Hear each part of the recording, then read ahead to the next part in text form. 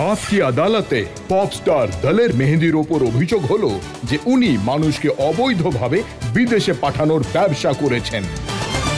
দলের যে অভিযোগ আমার নয়, পাঞ্জাব পুলিশের। হ্যাঁ, আর পাঞ্জাব পুলিশের কেস অনুযায়ী বখশিশ সিং নামের এক ব্যক্তি, যিনি পাটিয়ালার পাশে এক গ্রামে থাকতেন, তিনি অভিযোগ করেছিলেন, এফআইআর দায়ের করেছিলেন যে আপনি আপনার ভাইয়ের সঙ্গে মিলে বিদেশে পাঠানোর অছিলায় ওনার থেকে লক্ষ লক্ষ টাকা নিয়েছিলেন। হ্যাঁ, এটা আমিও যখন প্রথমবার নিউজে দেখি ওনাকে, বখশিশ সিংকে, তখন শুনলাম যে সে অভিযোগ করেছে যে আমি 3 লাখ টাকা মানে দলের মেহেদিকে আর তার ভাইয়ের মাধ্যমে ওনাকে দিয়ে এসেছি। আর আর জায়গাটা কোথায় সেটা প্রথমে নিউজে বলা হচ্ছিল না। তো আমি পাঞ্জাব গেলাম, যখন ওখানে অ্যারেস্ট হলাম, ওখানে গিয়ে জানতে পারলাম যে উনি বলেছে কনট প্লেসে দলের মেহেদির অফিস রয়েছে। আমি ওখানে দলের মেহেদিকে 3 লাখ টাকা দিয়ে এসেছি। 3 বছর আমি কনট প্লেসে যাইনি, ঠিক আছে? যেভাবে আমার উপর অভিযোগ আনা হলো যে আমি কনট প্লেসের কোনো অফিসে গেছি, অথচ 3 বছর দলের মেহেদি কনট প্লেসে তো যাইনি। হ্যাঁ, কিন্তু এটা তো সত্যি যে শমশের সিং আপনার ভাই। হ্যাঁ, আমার বড় দাদা উনি, একদম ঠিক। আর এটাও সত্যি যে ওনার উপর এই ধরনের অভিযোগ ছিল, তাই আপনাকে ওই মামলায় জড়িয়ে দেওয়া হয়েছে। আমার যেটা বলা দরকার মনে হয়, একেবারে জেনে বুঝে একজন ব্যক্তিকে ফাঁসিয়ে মানে প্ল্যান বানিয়ে আমার কাছে আসার একটা রাস্তা বানানো হয়েছিল, যেটা এখন আমার মনে হচ্ছে। আমি বলতে পারবো না যে শমশেরজিও এর মধ্যে মানে ওনার অ্যাক্টিভিটি রয়েছে কি নেই, এটা আমি মানতে পারবো না, না। আপনার যে দাদা শমশের ও সিং, আমার সঙ্গে উনি 5 বছর আগে তবলা বাজাতো আর কি। আমাদের কিছু মতের অমিল হয়েছিল 5 বছর আগেই, তো তখনই আমি তাকে আলাদা করে দিয়েছিলাম আমার থেকে। তারপর যখন আগের বছর এই কেস হলো, আমি বললাম যে এ তো 5 বছর ধরে আমাদের সঙ্গে কাজই করছে না। হ্যাঁ, তার নিজস্ব অফিস রয়েছে, কি করে কি না করে এ ব্যাপারে আমি কিছুই জানি না। আপনি ওনার অফিসে যাননি? না, যাইনি। আপনার সঙ্গে ওনার সম্পর্ক নেই। নেই? তাহলে উনি যা করেছেন সেই ব্যাপারে আপনি কিছুই কিচ্ছু জানেন জানি না। তাহলে পাঞ্জাব পুলিশের আপনার উপর এত কিসের ডাক যে আপনাকে এই কেসে ফাঁসিয়ে দিল? কারণ শমশের সিং এর কাছে আমার হিসেব ছিল, যেমনটা পুলিশ আমার থেকে 1.5 কোটি চাইছিল, ওর থেকে হয়তো 1.5 লাখও পেত না, 1.5 হাজারও পেত না। ওরা দেখে যে এই লোকটার কাছে কিছুই পাওয়া যাবে না, তাহলে দলের মেহেদিকে গিয়ে ধরো, যার থেকে টাকা পাওয়া যেতে পারে। ওনারা আপনাকে সোজাসুজি বলেছিলেন যে 1.5 কোটি হ্যাঁ, পাঠান? পাটিয়ালার যে ডিএসপি সুরেন্দ্র পাল সিং আনন্দ, আমি তাকে ফোন করে বলি, আমি শুনলাম যে এইভাবে শমশের সিংকে কিডন্যাপ করা হয়েছে কারনাল থেকে, আপনি একটু খোঁজ করে দেখুন যে এই কিডন্যাপাররা কারা। উনি আমায় বললেন যে আচ্ছা, তার মানে ওই কবুতরবাজি। আমি প্রথমবার ওনার মুখ থেকে শুনলাম কবুতরবাজি কথাটা। কবুতরবাজি, আর আপনি লোককে বিদেশে পাঠান, আপনি এর মাধ্যমে নিয়ে যান, আপনি ওর মাধ্যমে নিয়ে যান। তো আমার খুব রাগ হলো। তো আমি বললাম, আপনি কি বলছেন সেটা কি বুঝতে পারছেন? কি বলছেন জানেন? উনি বললেন যে আপনার ভাই এখানে সদর থানাতে রয়েছে, আর মামলাটা যদি মিটিয়ে নিতে চান তাহলে 1.5 কোটি টাকা নিয়ে এখানে আসুন, তাহলে সব এখানেই মিটে যাবে, নয়তো সকালে মিডিয়াতে আপনার 12টা বাজিয়ে দেব। আমি আগে নিজে বুঝলাম যে আমি তো ভয় পাইনি। আমি বলি, আপনার যা করার করুন, আপনাকে আমি একটা কানাকুড়িও দেব না। তারপর সকালে প্রেসে খবর এলো যে শমশের মেহেদি গ্রেফতার হয়েছে আর দলের মেহেদি পলাতক। যেই সময় ওরা পলাতক বা ফেরার থাকার নিউজটা দিল, সেই দিন সন্ধ্যায় দিল্লিতে আমি শো করছিলাম। তারপর আমি প্রেস কনফারেন্স করে বলি যে এইভাবে আমার থেকে টাকা চাওয়া হয়েছে, এইভাবে আমায় টর্চার করা হচ্ছে। এই ব্যাপারে মিডিয়া আমার পাশে থাকুক, কারণ মিডিয়া সমস্ত সত্যি বাইরে নিয়ে আসতে পারে। মিডিয়া আমার পাশে থাকার বদলে 1 ঘন্টা পরে বলে দেয় যে ফেঁসে গেলেন দলের মেহেদি, উল্টে পুলিশকেই দোষারোপ। ঠিক আছে, তখন অনেক কারোর ওপর থেকে আমার বিশ্বাস চলে যায়। এদের সামনে আর আমি কি সত্যি বলবো? হ্যাঁ, যখন এত কিছু বলে দিলাম, হ্যাঁ, এরপর তো পুলিশ একেবারে আমার পেছনেই পড়ে গেল, কারণ আমি তো বলেই দিয়েছিলাম যে এরা আমার থেকে টাকা চাইছে। তারপর আর কি হলো, গোটা পাঞ্জাব স্টেট একজন মানে শুধু এক দলের মেহেদির পেছনেই পড়ে গেল। আপনি যখন এতই সৎ ছিলেন, আপনি কিছুই করেননি, হ্যাঁ। আপনি সাহস করে মিডিয়ার সামনে বলেও দিলেন, হ্যাঁ। তাহলে পুলিশের থেকে বাঁচার জন্য পালিয়ে কেন বেড়াচ্ছিলেন? যখন আমি মিডিয়ার সামনে বললাম, সেই সময় এক ভদ্রলোক মিডিয়াতেই বললেন যে আচ্ছা, আপনি কি জানেন যে আপনার কাছে অ্যান্টিসিপেটরি বেল আছে? তো আমি বললাম যে এই জিনিসটা আবার কি? তিনি বলেন যে আপনি এত কিছু বলছেন, জানেন কি আপনার নামে ওয়ারেন্ট বেরিয়ে গেছে? আমি বলি, আমার কাছে তো কোনো সামান নেই, কোনো ওয়ারেন্ট নেই, কোনো কিছুই আমার কাছে আসেনি। ওয়ারেন্ট কিসের জন্য? আমি তো কিছুই করিনি। তখন আমি বুঝতে পারলাম যে এই সবের কারণগুলো আসলে কি। কারণ আমি এত কিছু ওপেন বলে দিয়েছি। ফলে এখানে তো বড় বড় গণ্যমান্য ব্যক্তি রয়েছে, জানেন তো, পাঞ্জাব পুলিশের হোক বা অন্য কোনো ছোট জায়গারই হোক, মারধর করে ভালো ভালো লোককে সোজা করে দিতে পারে। হ্যাঁ, তো আমি বললাম যে এখন এদের হাতে পড়ে কোনো লাভ নেই। আমি যতটা সম্ভব দূরে থাকবো, যতক্ষণ না পুরো ব্যাপারটা ক্লিয়ার হয়ে যাচ্ছে আরকি। মানে গোটা মিডিয়ার কাছে ব্যাপারটা স্পষ্ট হচ্ছে, মানুষ ভালো করে না জানতে পারছে। অ্যারেস্ট হয়ে তো কোনো লাভ নেই এখানে। দলের যে আপনার অ্যাবসেন্সে পুলিশ যখন আপনাকে খুঁজে বেড়াচ্ছিল, হ্যাঁ। তারা আপনার ফার্ম হাউসে রেইড করে। আর হ্যাঁ। পুলিশের বক্তব্য হলো যে আপনার যারা সিকিউরিটি গার্ড ছিল তারা ডকুমেন্ট জ্বালিয়ে দিচ্ছিল। আমার একটা রিকোয়েস্ট হলো এই যে ওই ক্লিপিংটা দেখানো হোক, যাতে দেখানো হচ্ছে যে একজন আলমারি ভাঙছে, তার থেকে পাসপোর্ট বেরিয়ে আসছে, কিছু কাগজপত্র বেরিয়ে আসছে। যখন নিউজে দেখলাম যে তখন আমি তো খুব চিন্তায় পড়ে গেলাম যে ফার্ম হাউসে আমি রোজ থাকি, এটা তার কোন অংশ যেটা ভাঙা হচ্ছে, কোথা থেকে এত কিছু জিনিস বেরিয়ে আসছে। আর যখন আমি আমার ফার্ম হাউসে গেলাম, সেখানে তো আমার এরকম কোনো জিনিস ছিলই না। তো আমি পুলিশকে জিজ্ঞাসা করি, আপনারা যে ভিডিওতে দেখাচ্ছিলেন এত পাসপোর্ট বেরিয়ে আসছে, এত কাগজপত্র বেরিয়ে পড়ছে, ওটা কোন জায়গায়? আমায় বলে ওসব অ্যারেঞ্জ হয়ে যায়। এটা কোনো উত্তর হলো? তো আমার খুব খারাপ লাগলো। তারপর এটা আজ আজ আ আ ৮ বছর ধরে আমি এই যে অফিস F55 লাডোসারাই, আমার ওই একটাই অফিস। আমি নিউজে দেখে আশ্চর্য হয়ে যেতাম যে দলের মেহেদীর ইস্ট অফ কৈলাস অফিসে তল্লাশি চালানো হয়েছে, দলের মেহেদীর বম্বে অফিসে তল্লাশি চালানো হয়েছে। বুঝুন আপনি একের পর এক ১২-১৩টা অফিস কোত্থেকে হলো আমার আমি বুঝতে পারছি না। আমার তো এতগুলো অফিস নেই। তো দেখুন এত দলের জি, বেশি আমি পুলিশের বয়ান দেখেছি, সেই অনুযায়ী তো ৫০ জন কর্মী পাঞ্জাব আর দিল্লি পুলিশের গেছিল রেড করতে। ওরা আপনার বম্বে অফিসেও রেড করেছে। আপনি যে গ্রেটা কৈলাসের কথা বলছেন, ওরা সেখানে ১৩ নম্বরেও রেড করেছে। আর ওরা বলছে যে ৮ ডজন পাসপোর্ট ওরা বাজেয়াপ্ত দেখুন করেছে। পুলিশের হয়তো নিজের শখ হয়েছিল বম্বে ঘোরার।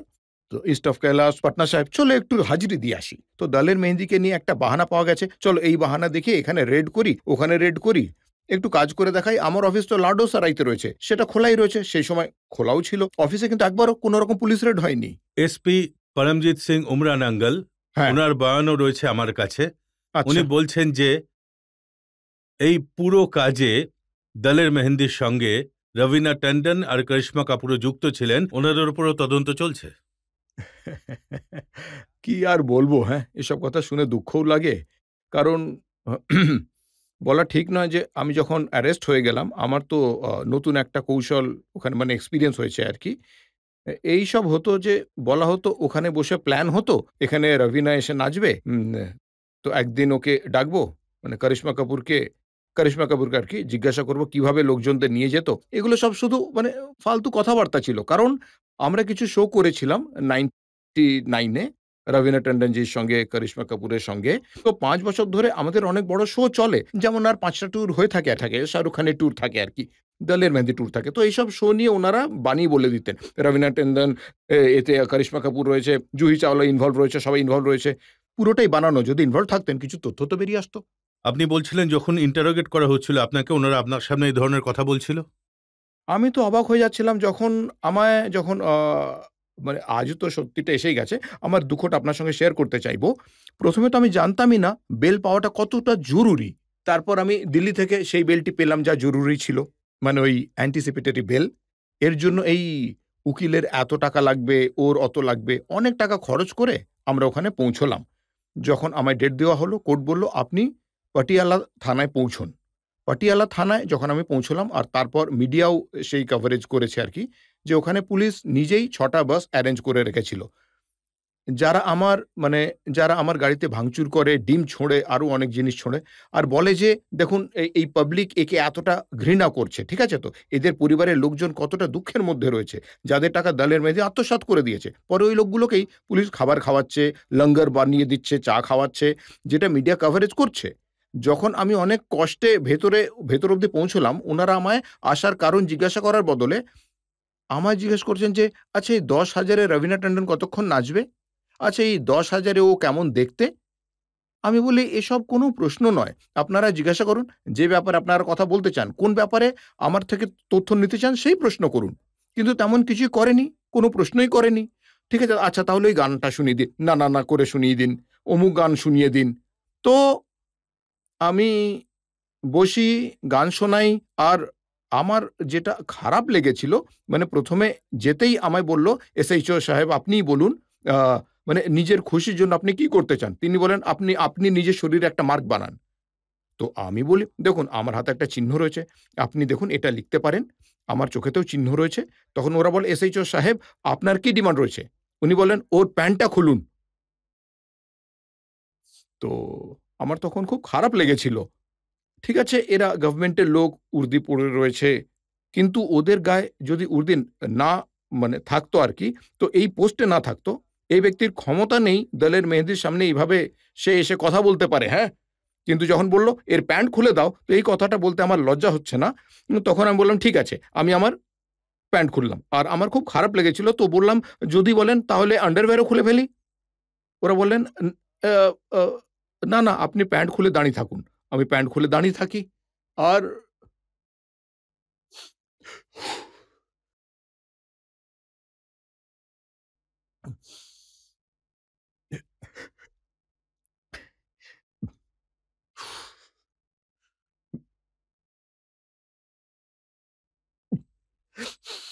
আপনি যে কথাগুলো বলছেন তা খুবই যন্ত্রণাদায়ক আর ভয়ংকর বলা যেতে পারে।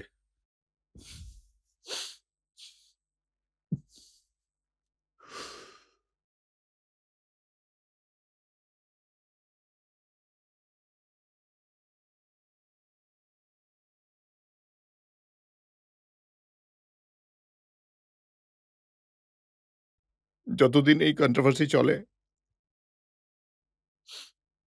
আমি একদিনও কাঁদিনি। আপনি এই ব্যাপারে সমস্ত খবর দেখে থাকতে পারেন।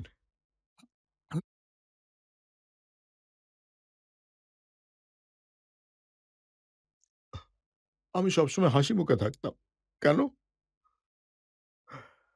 আমি এখন এইজন্য কাঁদছি, কারণ আমি খুব একা হয়ে গেছি। মিডিয়া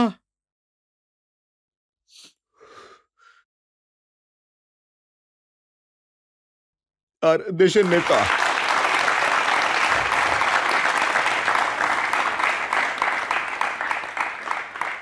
শুনতে পা আমি কার্গিলের জন্য এত কিছু করলাম।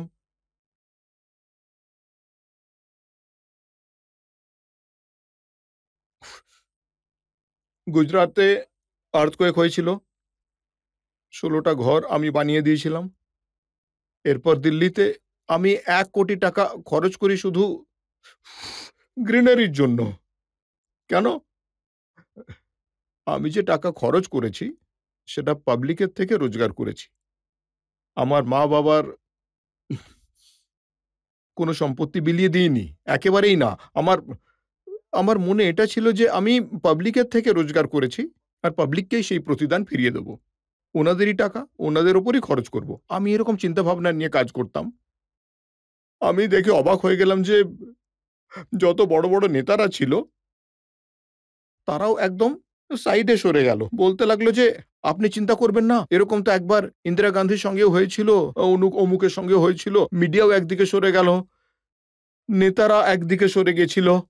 আমার সঙ্গে শুধু ছিল অডিয়েন্স, জনগণ, দর্শক। তাও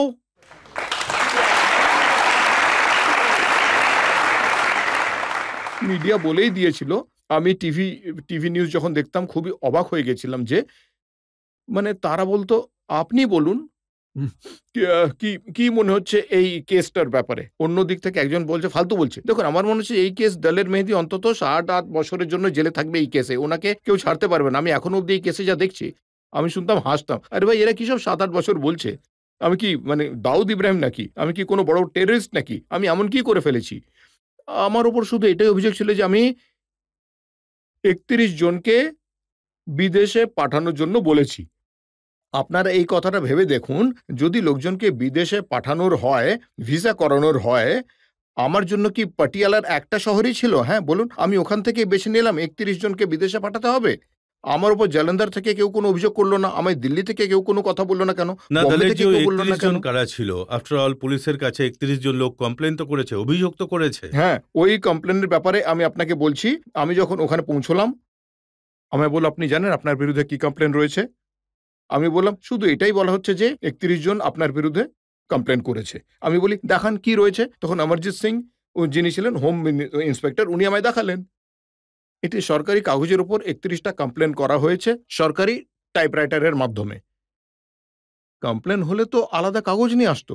একটাই সরকারি কাগজ যেটা পুলিশের নিজের, সেই টাইপরাইটারের মাধ্যমে একজন টাইপিস্টকে দিয়েই ৩১টা কমপ্লেন বানিয়ে দিল। কমপ্লেন কি রয়েছে? একজন বলছে, পাঞ্জাব পুলিশের লোক বলছে যে দলের মেহেদী বলেছে যে আপনি খুব সুন্দর দেখতে, একদম মানে ইয়াং রয়েছেন, আপনি পাঞ্জাব পুলিশে কোথায় রয়েছেন, আমি আপনাকে আমেরিকাতে পুলিশে ভর্তি করিয়ে দেবো। এইসব কথার কোনো ভিত্তি আছে? যদি এসব কিছু এত ক্লিন ছিল তাহলে কেন মিডিয়ার সামনে দেখানো হলো না? এই হলো ৩১টা এফআইআর, আজ অব্দি একটা এফআইআর দেখা গেছে? কেউ বলেছে আমার থেকে যে ১২ লাখ টাকা নিয়েছে, কেউ বলেছে ১০ লাখ টাকা নিয়েছে। কোথায় নিয়েছি? দুটো জায়গায় ওনারা বানিয়ে রেখেছেন। একটা বলছেন যে দুঃখ নিবারণ গুরুদ্বারার সামনে দলের মেহেদী এসেছিলেন আর গাড়িতে বসেছিলেন, আর আমি ওনাকে ১২ লাখ দিয়েছি, আমায় বলল বিদেশ পাঠাবে আর টাকা নিয়ে চলে গেল। দ্বিতীয় ভেন্যু বানিয়েছে, দ্বিতীয় জায়গা পাঞ্জাব পাটিয়ালা ইউনিভার্সিটির সামনে। এই দুটো পাটিয়ালার জায়গা, যেটা ওনারা বলেছেন এখান দিয়ে দলের মেহেদী যেতেন আর টাকা নিয়ে চলে যেতেন। একটাই শহর কেন আমি বেছে নেবো? যে শহর আমার নিজের নয় সেটাকে আমি কেন বাঁচবো? আমি যদি এতটাই খারাপ লোক হতাম তাহলে আমি এইভাবে কাজ করতাম? কারণ এই পুরো ব্যাপারটাই ভুয়ো ছিল। এই জন্য আমি কিন্তু ভেঙে পড়িনি। শুধু আমি এই জন্যই বুক চিতিয়েছিলাম, এখন এই জন্যই কেঁদেছি, কারণ আমার একটা পরিচিতি ছিল ভালো মতো। নয়তো আমি মিডিয়ার সামনে, ক্যামেরার সামনে কখনো কোথাও কাঁদিনি। কেন? কারণ আমি জানতাম একদিন সত্যিটা ঠিক সামনে আসবেই। যখন আপনি আমেরিকান এম্বাসিতে যাবেন, যে কেউ এই কথাটা শুনে রাখুন যে আমেরিকান এমবাসি হোক বা ক্যানাডিয়ান এমবাসি, ওখানে আপনি যাই করুন না কেন তার প্রুফ তাদের কাছে থাকে যে দলের মেহেদীর সঙ্গে কবে কারা গেছে। আমি 95 থেকে আজ অব্দি পুরো রীতিমতো গ্রুপটা দেখিয়েছি আমি যে এরা আমার ফ্যামিলির মেম্বার। ১২ জন আমরা যেতাম, ১২ জনই ফেরত আসতাম। এর বাইরে যদি ১৩ নম্বর কোনো ব্যক্তি থাকে তাহলে আমি নিজেকে দোষী মেনে নেব। এই জন্য আমি জোর দিয়ে বলতাম যে সত্যিটা ঠিক সামনে আসবে, আর সেটা হয়েছে। ভগবান আমায় জিতিয়েছেন, কারণ আমার সঙ্গে গুরু নানক মহারাজ রয়েছেন, ভগবানের আশীর্বাদ ছিল, নয়তো সমস্ত রাস্তা বন্ধ হয়ে গেছিল তো। কিন্তু আমার যে বিশ্বাস ছিল ভগবানের ওপর, সেটা চলে যায়নি, আর আমি সফলও হয়েছি। পরে ডিজিপি, মানে পাঞ্জাবের ডিজিপি সিদ্দিকী, আপনি টাইম ম্যাগাজিনে পড়ে নিন, তার মধ্যে এইটুকু শব্দ বলে নিজের দায়িত্ব খালাস করেছেন। আমাদের এই জন্য ভুল হয়ে গেছিল, কারণ দলের মেহেদী আর শামশের মেহেদীর মধ্যে মুখের খুব মিল ছিল, তাই পুলিশের এত বড় ভুল হয়ে গেছে। এটা আপনি বলে দিলেন, কিন্তু আপনি এটা দেখলেন না যে একজন মানুষকে আপনি আকাশ থেকে একেবারে নিচে নামিয়ে আনলেন, তারপর এত টর্চার করলেন, ঠিক আছে? আর তারপর সবাই মিলে এমন করলেন যে দলের মেহেদী একেবারে শেষ হয়ে গেল। কিন্তু আমার মনের জোর ছিল। এত কন্ট্রোভার্সির পর অন্য কেউ হলে হয়তো সে মারাই যেত, সুইসাইড করে নিত। আমি বাইরে আসি, তারপর সারারারা হিট অ্যালবাম উপহার দিয়েছি। মনের জোর কখনো হারাইনি। আমার বিশ্বাস রয়েছে নিজের উপর, ভগবানের উপর, জনগণের উপর, আমার দর্শকদের উপরও, কারণ আজ আমি যে উচ্চতায় রয়েছি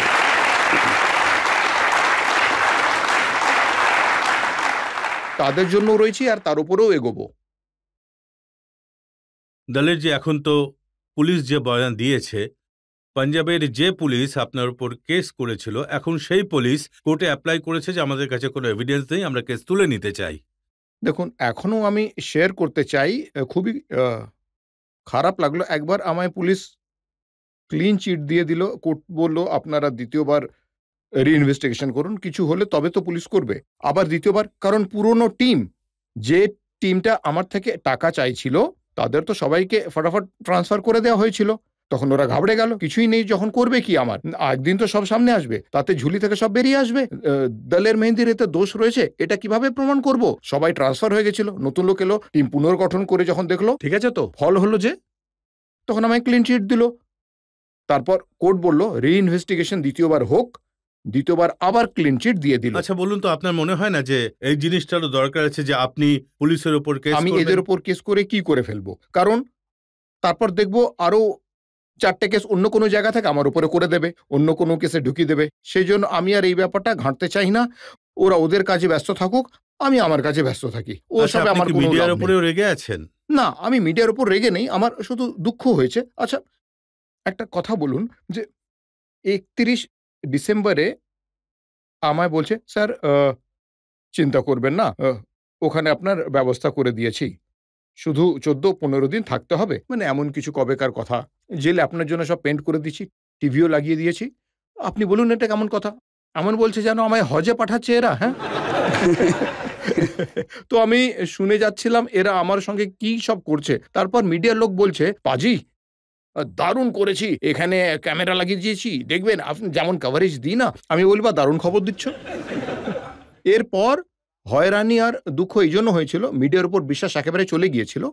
যখন ওখানে আমি ক্লিন চিট পেলাম যে ৩১ ডিসেম্বরে ২টো অবধি তো মিডিয়া এমনিতেই খারাপ অবস্থা করে দিয়েছিল ৩-৪ মাস ধরে দিনরাত টিভিতে দেখিয়ে যখন আমি ক্লিন চিট পেলাম নির্লজ্জের মতো তখন নিচে ছোট করে লিখে দিল যে দলের মেহেদি ক্লিন চিট পেলেন, ব্যাস। এত বড় নির্লজ্জতা! আপনারা দিন রাত কত কিছু বলতে থাকেন, ওই সময় আরো একটু ফালতু বলুন যে এসব আমাদের ভুল হয়েছিল, দলের মেহেদি ক্লিন চিট পেলেন, কোনো এভিডেন্স পাওয়া যায়নি। কিন্তু না, ওনাদের মনে হলো জানি না আমাদের কোথায় যেন হার হয়ে গেল, মিডিয়ার হার হয়ে গেল, আমরা কোথায় যাব জানি না, কিন্তু ভাগ্য ভালো আমি তো আবার নিজের জায়গায় উঠে এসে দাঁড়িয়েছি। আপনাকে আমি শুধু এটাই মনে করিয়ে দিতে চাই যে সেই সময় ইন্ডিয়া টিভি ছিল না, না হলে আপনার সাথে এটা ঘটতে দিত না।